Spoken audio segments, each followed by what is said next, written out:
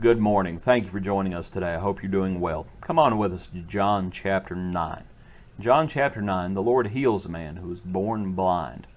The Pharisees, they're not too happy about it because the Lord healed them on the Sabbath. What they end up doing, they come to the man's parents, and the man's parents, they basically defer to their son.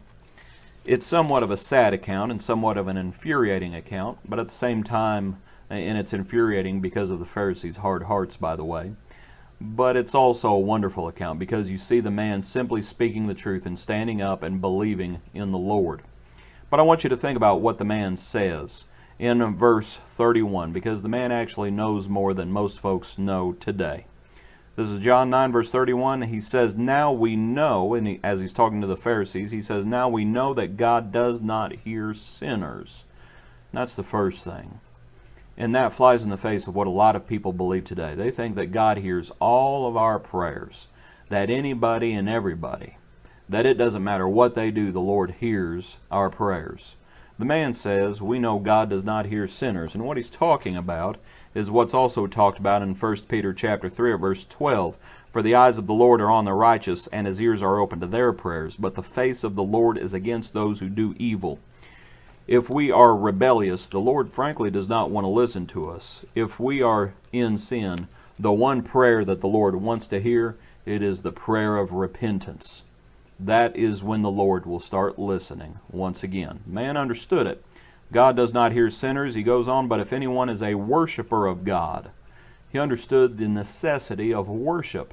A lot of folks don't do that either today. They think you can just in general be a good person or in general be a spiritual person, that you don't even have to be a part of the Lord's church. We need to understand Jesus said, "I came to build my church, and the gates of hell will not prevail against it." No, the church does not save us, but the saved are in the church. The man, he understood worship. A lot of folks don't understand that today. He goes on and he says, "If anyone is a worshiper of God and does his will, he hears him." The man understood obedience. A lot of folks, they think that you don't even have to obey the Lord anymore to be saved.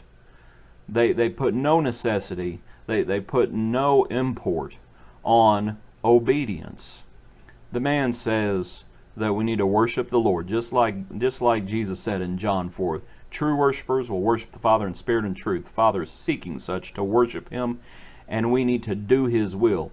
If we worship the Lord, but if we don't do his will, it nullifies everything. The man understood obedience.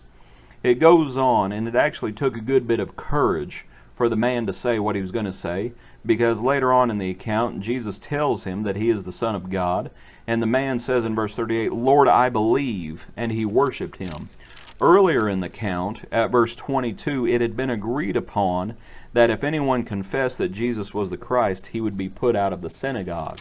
So the man had already actually been cast out of the synagogue in verse 34, but he was okay with that because he had found the Son of God. And he freely confessed that yes, he was the Son of God, the Christ. You might notice just the loveliness of verse 35.